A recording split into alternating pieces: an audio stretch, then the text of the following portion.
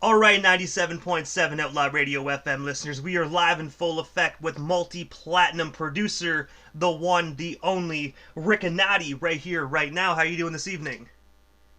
I'm doing good, fam. What's up, man? How you doing, Immortal? I'm doing pretty good, man. I hope 2021 is treating you good so far. I know we're only a few days in, but hopefully she's treating you good.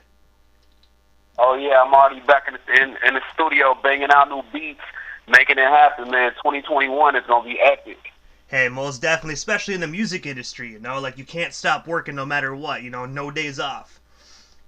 No days off ever, man. You gotta work every day, always make, new music, stay fresh, stay focused. That's how you win. And I gotta ask you there, Rikanatti, like taking you right back to the beginning, like what actually, but what actually made you decide to get into the music industry initially? You know what? I always been a fan of music in general, not just hip hop, but hip hop especially. But I just been a real fan of music. And before I used to, instead of starting off producing, I was DJing and I was rapping. And I linked up with Cassius pretty early on, and we were doing our thing, and it was hard for us to find beats all the time. So I used to always be beatboxing when he would do, freestyles and battles and things like that. So he was just like, since we can't find beats, you should just start making beats. You know what I'm saying? Like I had been dabbling a little bit before, but I didn't really have the confidence to just keep it up. So when he said that, I was just like, you know what? Fuck it, I'm gonna put my all into it, and I'm gonna go crazy. So that's pretty much how I got started. And also, man, when you said like you work with Cassius and whatnot as well, I first and foremost have to say thank you so much for actually getting us connected and making that interview possible. It was really it was an honor to be able to just help him promote that newest record. Oh, absolutely, man. It's all love, man. I'm like, when you have people who really follow music and care about hip hop, it was an easy connection. It made sense. And also, as we already know, because if anyone has you on Facebook, they already know the work that you did. But I was wondering for the people that don't know, like you were also a producer and engineer at Shady Records. How did yourself and Shady Records actually get connected? And of course, what was it like actually just working for them during that tenure? Well, the story before Cassius had got signed with Shady, we were in a rap group called the Renegades. So we were buzzing all around California, from San Diego all the way up to the Bay. We were doing our thing, and we actually had an opportunity to get signed by Def Jam. We flew out to New York, but for whatever reason, we didn't sign the deal with Def Jam. So we waited a little bit longer and got an opportunity to shop music, actually sending a demo tape to Shady Records, and Shady Records, they liked us as a group, but they said the only way that they would sign a deal is they wanted to make Cassius a solo artist, and they wanted to sign me as a producer. So I signed to Shady at the same time that Cassius did, but I signed on for a production deal, and he signed on for an artist deal, and I also did my publishing with Shady and Universal Music as well. So speaking of the Renegades, man, like how did you guys actually get connected? And when you guys actually went over to Shady, were you happy at first just being a producer and kind of having the artist relationship there like broken up? Well, I mean, the way that the Renegades started was that me and Cassius, we met actually senior year of high school. You know what I'm saying? So that's when we met, and he used to freestyle all the time, and I kind of just encouraged him. You know what I'm saying? Because he was more into the streets. You know what I'm saying? So I kind of encouraged him to do rap, and so we formed a group, the Renegades, which was me and him. We had a couple other members as well, but we're the kind of ones that lasted. And to answer the question about Shady, no, I had a choice. I could have not, chose to, stop rapping, or I could have continued rapping and doing my thing. But when you get an opportunity from Shady Records, and they really like my beats, they really, I got a really good contract from them. They, what I'm saying, Eminem, me and M, we did a lot of songs and records together. Some are, still unreleased and things like that. But we did a lot of work, and I had an opportunity to, be on Eminem Presents the Reup, which went platinum, multi-platinum across the world. So, and it really didn't. It was in a relatively short amount of time. You know what I'm saying? So things were moving fast. So I just felt good that they liked anything about me, because at the time, Shady Records was the hottest record label that was out. You know what I'm saying? So it just was a good feeling to have Eminem and Paul and everybody recognize your talent. So no, I didn't feel bad, and I got paid very well. They handled their business with me, and it was worth it. And I appreciate the opportunity that they gave me. And speaking of Eminem's Reup, I gotta say, man, when I was actually a kid, man, Jimmy Crack Corn was like my joint back in the day, man. Like, now when you're an adult, it seems kind of corny, but, as a kid, it was like, yo, that's my shit. Yeah, hell yeah. That project was just crazy, man. And see, the thing about it was it was really a mixtape. So when me and Cassius came to Shady Records, we were working with them for at least maybe 6 months, 7 months before that, when they were just it's like a phase before you get signed. They're showing interest. They're sending beats. We're sending songs. So we did maybe like within that 6 to 7 month time, maybe like 100, 150 songs. So we had a lot of songs that we had brought to the table with them. So I did Everything Is Shady. That particular record, me and Cassius, we made specifically for the Reup that we knew, but Talking All That was a track that we had even before we knew that the Reup was coming out. So they kind of were just going through the catalog and seeing, what tracks were gonna fit. And when M heard Talking That Shit, he just went crazy for the track, man. He immediately, the crazy thing, this was the time when we weren't even emailing files back and forth. So he sent for a courier, to my crib to pick up the music files immediately. As soon as he heard the record, he knew that, he was gonna, do his thing. So he added a few sounds to it, and he mixed that track down personally himself. And that was one of the first songs that they were playing, from the Reup. So that's kind of how that went down. And I have to ask you as well, because I heard like rumors that like the Reup was originally supposed to be a mixtape. I think it was like dedicated to Proof. I could be wrong. If that is true, like what actually made Eminem decide to take it from a mixtape to an actual full length record? To be honest, I really think it was Cassius. You know what I'm saying? Because the Murder song with D12, they already had that record put together. And this was a time when M was working with Cassius. They were doing just a ton of songs together, ton of records. M was sending beats, almost, every other week he was sending material for Cassius to hop on. And there was also that, the King Mathers project. So they were doing a lot of work together. And, him and Alchemist is M's DJ. So when they were just going through the records, he was just like, man, I really did fuck with Cassius, man. And, this was a time where he wanted to go back out there. There maybe had been some doubters about, where Shady Records was going, and he wanted to make a statement. So he had kind of like more of a rider energy kind of back then. So I think when he heard the quality of the record, and then, of course, him and, When You Don't Know, and how well that song came out, and, just having really that caliber of music, he knew that I believe that he couldn't just make it a regular mixtape, that needed to be an album. And I think he wanted to showcase Cassius and Bobby Creek, and I think Stat as well at the time. But Cassius by far had the most songs on that project.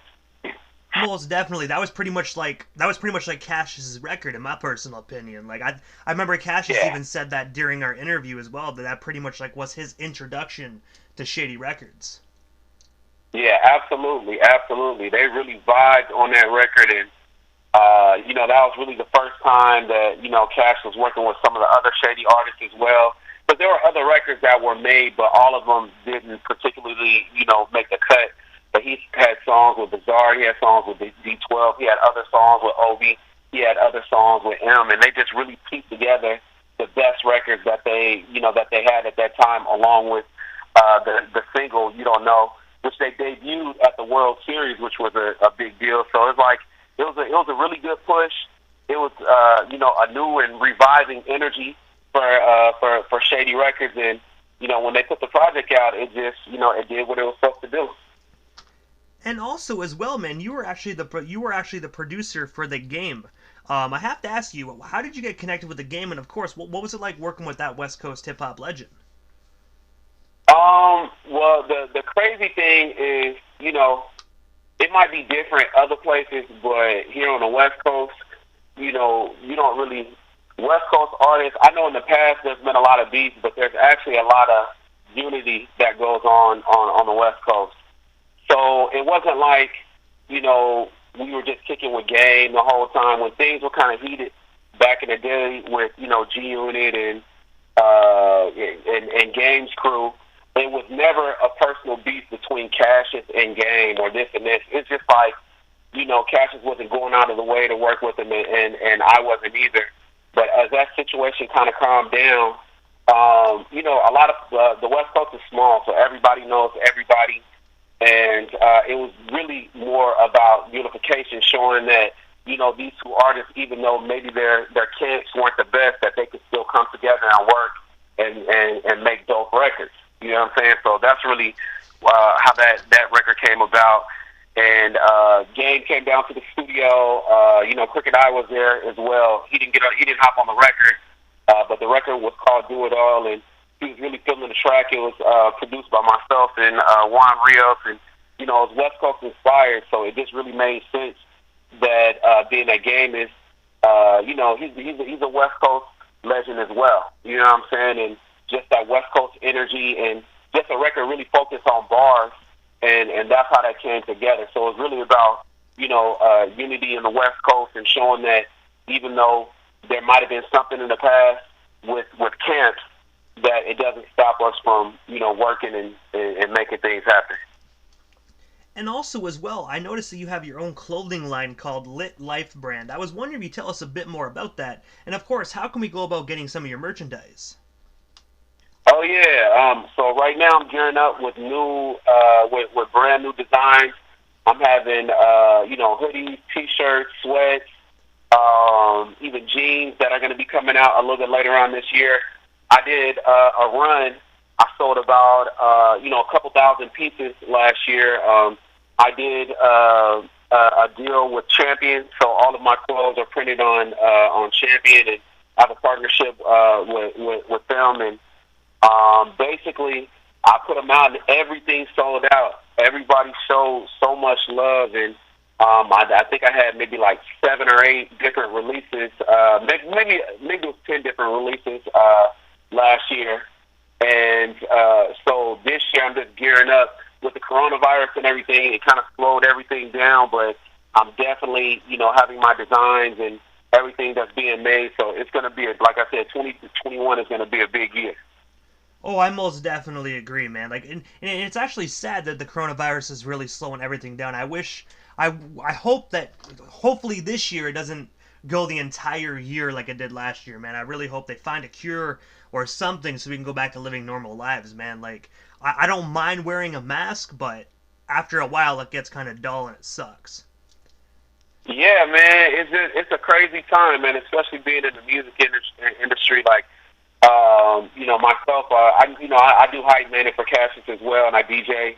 So we had a tour lined up last year. We're going to go all the way up to the West Coast and out to the East Coast, and we're hitting down in Mexico and all these different places. And literally, maybe like 3 weeks before we were supposed to start our tour and radio run, the coronavirus hit and kind of shut everything down. And I'm out here in California, so everything is on shutdown still out here. But I'm like, we're finding ways to, do things online and, flooding as much music as we can. But I can't wait till things get back to normal too, man. I got to get out there and, just having the experience of being able to just be with a whole bunch of artists in the studio. I'm like, we can still work via email, and some places, certain studios I'm still going to. But, having an atmosphere, in a small space with a bunch of people, it's not the smartest thing to do right now. So I am looking forward to getting back into the lab with people. So hopefully by summertime, or you know what I'm saying, we'll be rocking full again. Oh, I most definitely agree. Down here, we're on a 28-day lockdown in the middle of it. And, I don't know how many Oh more wow. lockdowns I can do, man. It really messes with your Yeah, mental man. state. Yeah, man. Thank God for weed. That's true, you know what I mean? You know I'm what gonna I'm be saying? honest, I can't smoke weed. I get too I, damn paranoid, but I just have a couple drinks. We got the liquor store down the road, so, you know. there you go. There you go. See, they out here in Cali, man, weed is an essential business, so we can order our weed and make sure that we good. So they count that as essential out here. I mean, it's part of weed is really a part of California lifestyle. You know what I'm saying? They go hand in hand, but some people like to get their drink on. Hey, do whatever you got to do to get by, man. Just get by. Hey man, most definitely. And also, you are actually the producer for Busta Rhymes, and also you sent me in a fresh track, which I have to say I kind of peeped it before I'm gonna play it because I couldn't wait to hear the heat, man. You know what I mean? You really got me going with the top 3 verses of all time, man. But if you can, how did you get connected with Busta? And of course, can you tell us about this song "Can't See Me" before our listeners actually get the opportunity to check it out? Okay, so what happened is it's actually Corey Gunn's record. So Corey Guns was in the studio, and he was looking to work with new producers, and his manager is also King Los' manager. So at the time, so I was doing some tracks for Los, and through his manager, he plugged me with Corey Guns. And, when Corey got the track, he just went crazy for it. So Corey actually laid his first verse first, but he was feeling the track so much, man. He was like, man, I got to get my big bro Busta on this record. And when I tell you the verse, when I heard the verse with Busta, I mean, to me, it's got to be in his top 3 verses of all time, just skill-wise. I know he's had some epic verses, but when you really listen to how he kills this record, I just knew it was something special. So yeah, so it's Corey Gunn's record, but it's featuring Busta Rhymes, and I produced it. It's called "Can't See Me," and I mean the title of the record should tell you how potent the lyrics are in this track, and it's rapid fire spitting. You know what I'm saying? Only the way that Corey and Busta can. So when the fans really, when y'all get to hear that for the first time, y'all are knowing that y'all are hearing something special. And I have to ask you, what is next for Rikanatti? Because I know you have such a huge, lengthy, legendary career, and I know I couldn't get all of it into one interview, but what's next for you? This year, I'm going to be working on a project. I'm dropping a compilation project myself. Of course, I got Cassius on it. I got Jag. I got Marty Baller on it. I'm going to be getting some verses from Crooked. I got Demerick. I got a lot of artists that I'm working with, and so I'm going to be putting out a compilation album this year. Also, I got a couple big projects coming out with Cassius, of course. You know what I'm saying? So me and him are doing records forever. I got clothing line. Like I said, I'm going to be doing maybe like 6 to 10 drops this year as well. And I'm also doing a lot of engineering. So on the engineering side of things, every record right now that I'm touching, I'm killing. So I've been able to work with a lot of hip hop legends. Busy Bone. I've mixed for Sahai the Prince, Chris Calico. I've done engineering for a lot of artists. So I got a lot of stuff coming out this year, and you know what I'm saying, you guys can get at me on my IG at Rikanatti1, RIKANATTI1. Hit me up. You know what I'm saying? I'm doing records every day. It's my goal this year to do even more mixes and drop even more records. So you can just look for me to be doing a lot of big things. I'm going to be scoring movies this year, too. I can't talk too much about it, but I'm definitely scoring a couple movies this year. So 2021 is going to be monster for me. Hey, most definitely, and it sounds like a phenomenal year, man. You know what I mean? I've been seeing it as well, man. Like, you've been doing a lot of huge work, man. I looked at your production credentials, man, and it's just through the roof. There were so many legendary individuals that you actually worked with. Absolutely, from E40, Stressmatic, I got an opportunity to, of course, to work with with Obi, with King Los, with Joe Moses, with Project Pat, with it's just Corrupt. I got to work with just it's so many artists. I can't name them all off the top of my head, but I definitely been putting in work, and I'm gonna continue to do that. You know what I'm saying? I'm like, my goal is to just provide quality production and engineering this whole year, and from here on out. And I gotta say, Rikanatti, thank you so much for taking the time out of your busy evening, man, and coming on 97.7 Outlaw Radio FM. I gotta say, man, it was an absolute honor. Thank you for giving birth to so many legendary projects, man, because I'm gonna be honest with you, you most definitely made music that I listened to growing up, man, so thank you so much for your contribution to hip-hop. No doubt, bro. Hey, I appreciate you, DJ Immortal, man. Keep doing your thing. I'm gonna keep doing my thing, and man, we definitely got to speak again. I got a lot of big things coming, and I'm gonna make sure to keep you informed on everything I got going on. Hey, man, most definitely. Anytime you want to come back on, let me know, because like I said, there was so much information on you that it was hard to put together like a full interview, you know what I mean? So we most definitely have stuff to talk about if you ever want to come back on, man. Oh, yeah, absolutely, bro. I appreciate you, man. Most definitely, Rikanatti. Have yourself a wonderful night, man, and most definitely stay safe out there out in California. All right, bro, man. You too.